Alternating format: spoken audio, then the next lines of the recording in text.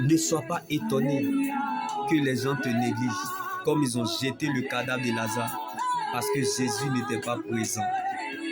La connaissance sauve, mais c'est la révélation qui transforme.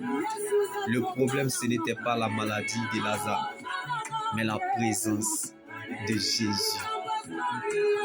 Ne sois pas étonné, comme d'autres pouvaient nous le dire. Rien de bon ne pouvait sortir de Nazareth, parce que la ville de Nazareth était la plus détestée, dénigrée de tous. Mais Dieu voyait en elle un roi, le Messie, venu sauver l'humanité, vient de Nazareth. Jésus de Nazareth est un refuge pour les nations. Il en est de même pour ta situation. Ce que Dieu n'a pas dit, il a caché afin d'éclater sa gloire. Donc ce que tu vis aujourd'hui, ce n'est pas ce que tu seras demain. Donc la fête changera de camp. Jésus est un refuge pour les nations. David était l'ami des moutons. Lui qui n'était pas cité parmi les rois, sans valeur, insignifiant, inconnu aux yeux des humains, mais connu de Dieu. Lui qui était l'ami des moutons, lui il a été versé sur lui. C'est cet homme-là qui est devenu roi d'Israël. Il n'était pas le choix de son père, mais Dieu l'a choisi. Tu es rejeté parce que Dieu t'a choisi. La gloire qui attire le regard des hommes vers Dieu, comme Dieu a choisi David.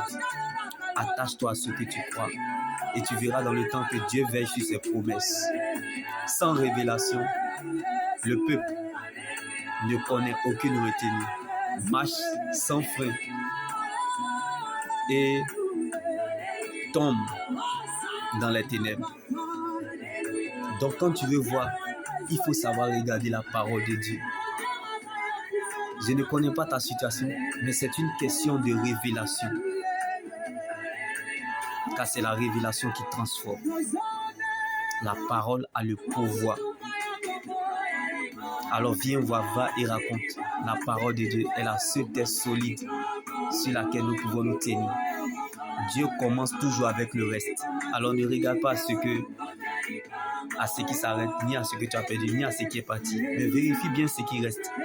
Car Bartimée est aveugle, mais il avait la bouche. Dieu commence toujours avec le reste. Ta voix t'indiquera la voie. Ne permets à aucune circonstance de la vie d'arracher ta joie. Car la recherche de l'approbation des hommes peut vous détourner de la voie de Dieu. La gloire qui attire le regard des hommes vers les hommes, comme Dieu a rejeté Saül. Le destin te fait subir. C'est pas facile, mais pas impossible d'y sortir. Car la destinée te prépare. Quand tu donnes le temps au Saint-Esprit, il n'échoue jamais. Alors attache-toi à ce que tu crois. Ne mets pas foi à ce que tu regardes ou vois aujourd'hui. Car la parole de Dieu est au-dessus de la parole des hommes. Ce qui est aujourd'hui peut changer demain. Comme Mara, amère, est devenue Naomi, douceur. Les fruits d'un arbre reflètent sa nature. Alors n'aille pas les gens à cause des événements malheureux que tu as vécu. Ne force pas des choses de peur que tu sois écarté du plan ou décret divin. N'aie pas peur de ce que tu ne peux pas changer. Car celui qui n'a pas peur du regard des autres a déjà exercé une grande foi. Pendant que Jacob regardait sa souffrance, Dieu voyait Israël. Donc tu peux commencer de nulle part et finir quelque part. C'est une question de révélation.